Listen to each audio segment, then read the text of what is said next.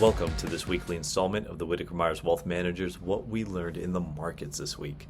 My name is Summit Puri. I'm the Co-Chief Investment Officer here at Whitaker-Myers Wealth Managers. Thank you so much for tuning in. This week we'll focus on our key market indicators, as well as continue our discussion by reviewing the contributors and detractors of the market. Remember, we do this all while looking at both the equity and bond markets to provide a more comprehensive view of the market movement, as well as the impact to your portfolios. So with that, let's hop right in. First, each week we review the Atlanta Fed seasonally adjusted GDP Now report to gauge in real time how fast our economy is growing. This week, the Atlanta GDP Now report shows a projected 2.3% growth as of July 18th, which is lower than our previous report from last week of 2.4%. Next, each week we look at the initial claims for unemployment insurance for a gauge into the front end of the labor market. This week, initial claims data fell by 7,000 claims, ending at 221,000, while continuing claims stayed about the same at 1.956 million. Now, this is certainly great to see initial claims data continue to come down, but watching continuing claims stay high, relatively high, is highlighting that we may be in a tight job market. Next, we are watching mortgage rates closely to see how home affordability is trending. This week, we saw minimal movement in both the 30-year and 15-year mortgage rates, ending at 6.75% and 5.92% respectively. Next, we'll look at investor sentiment. One measure of investor sentiment is the bull-to-bear spread. The latest update shows the bull-to-bear spread ended at 0.3% this week. Now, another measure of investor sentiment is the VIX, or the Volatility Index, sometimes referred to as the Fear Index. As I've mentioned this before, I think it's important to continue to highlight that the VIX rises when stocks fall and declines when stocks rise, often showing an inverse price-to-action relationship to the S&P 500. Remember, the VIX values above 30 are typically linked to large volatility resulting from an increased uncertainty and fear, while values below 20 generally correspond to stable market periods. This week, the VIX ended at 16.41. And next, we'll continue to update you all on the Fed rate cut probabilities based on future contracts. As we know, this is a very hot topic, and we want to continue to track this data very closely. So currently, the CME Fed Watch tool is calculating a 4.7% probability of a 0.25% decrease and a 95.3% probability of no decrease in July. So with the most recent data taking into account, the probability for a July cut has actually come down in the recent weeks, but I think this is once again very, very important to continue to track, and we will watch it very, very closely. And finally, let's take a look at how the markets ended.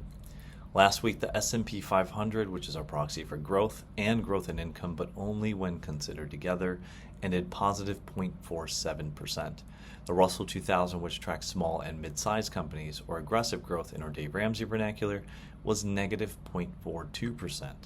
And the MSCI EAFE, which tracks international stocks of developed countries across the globe, excluding the U.S., was negative 0.10%.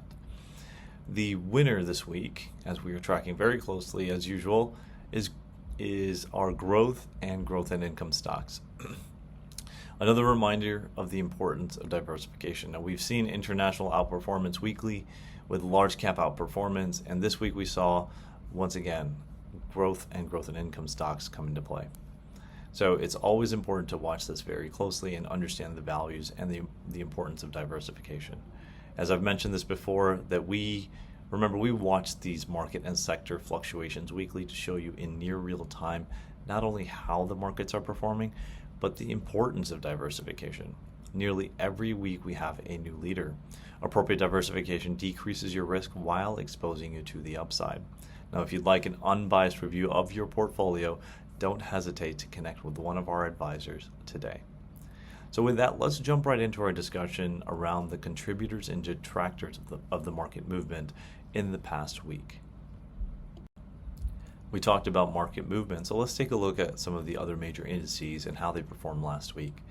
So the S&P 500, as we mentioned, rose about 0.6% for the week. The NASDAQ Composite climbed to 1.24%, marking its fifth consecutive record high close. The Dow Jones was essentially flat, but it was down about 0.25% for the week after a 0.3% drop on Friday. Now on the bonds or fixed income side, we saw 2-year Treasury yields were relatively stable, ending at 3.88%. The 10-year Treasury yields rose from around 4.38% to finish at 4.44% on July 18th, which is a 6 basis point increase over the whole week. The 30-year Treasury yields climbed to about 5%, reaching their highest level since May. And the overall result, we saw a steepening of the yield curve as short-term bonds barely budged while long-term yields climbed. This is a normalization to some extent. After understanding what really happened in the market broadly, what were the key factors that drove these markets? Well, we'll discuss that next in the contributors and detractor section of the discussion. So let's take a look at the contributors of market performance. First, let's take a look at equities. So we saw strong earnings from many of the big players in the S&P 500.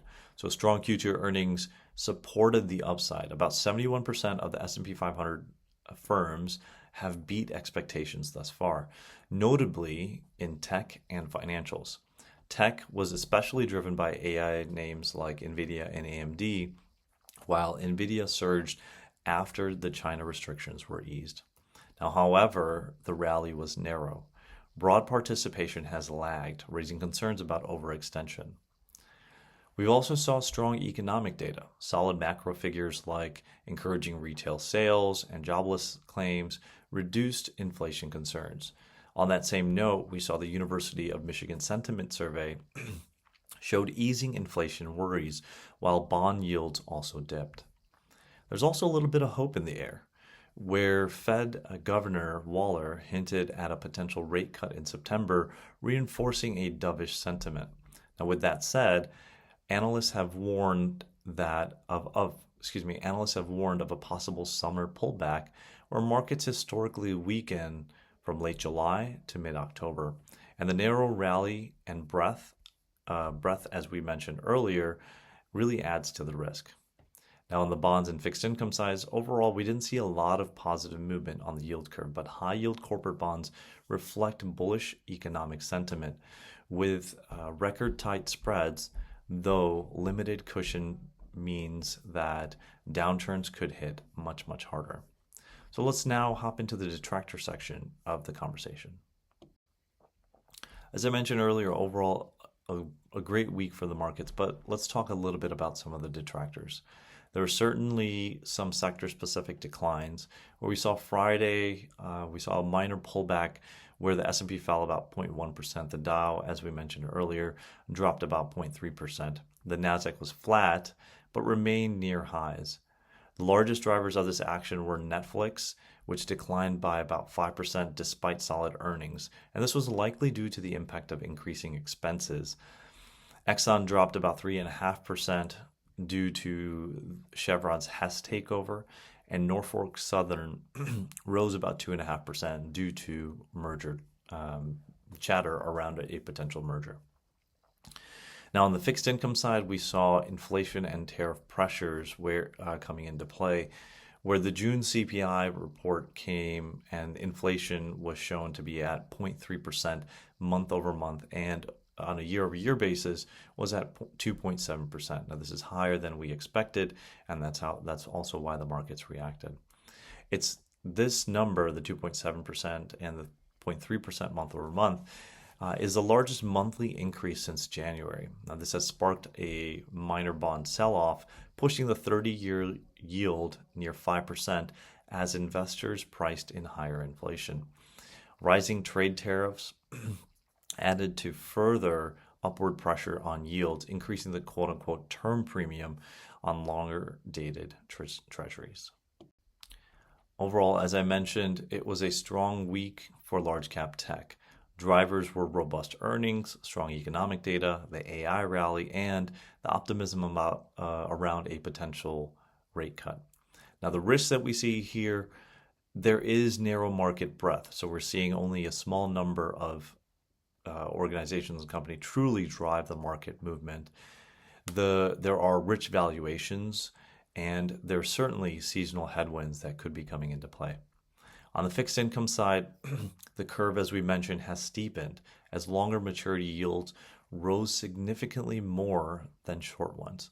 Inflation concerns and tariff-related pressures were also main catalysts in the last week. And as I mentioned earlier, Fed signals have provided mixed support, dovish hints versus Powell's quote-unquote uncertainty. Now, what we are looking to watch for the next week, and I think are very important, and we will provide more detail on this in the following week, are the tech earnings. So Tesla and Alphabet are reporting Tesla and Alphabet are reporting next week and can move the markets and market sentiment broadly. We're also looking forward to seeing Powell's remarks this week, and this is his last meeting before the FOMC meeting next week, where we may see some shift in rate expectations and bond yields just based off of the conversation that Jerome Powell has. Also, we have economic data coming out this week, specifically looking at initial claims data, unemployment cost index data, personal income data, spending data, all giving us visibility and understanding of what's happening in the overall economy and how our consumers are feeling. From a Treasury side, we're definitely watching out for Treasury auctions, and specifically the 3-week and 26-week Treasury bills. Auctions are scheduled for July 24th, which will settle on July 29th. Now, the importance of auctions are highlighted in previous conversations. However, these auction results will inform us on how bond demand and yield curve actually comes into play and what those dynamics look like overall. It's also important, I think we highlight this almost every week, but tariff developments. Speculation around new tariffs on copper, pharma, and auto continues with deadlines potentially looming. Markets are also monitoring whether Section 232 tariffs will resume on August 1st. And that, friends, concludes our discussion for this week. Thank you once again for tuning in. If you find this information helpful and informative, please take a moment to hit that like button below. By hitting that like button, you help push our content out to other viewers and listeners across all of our social media outlets. If you'd like to see our latest videos on your feed, including new content released by our team, please make sure to subscribe below. Also, if you'd like to meet with any of our financial coaches or advisors, please click on the link in the description below to schedule a meeting. Thank you once again for watching. We look forward to seeing you next week.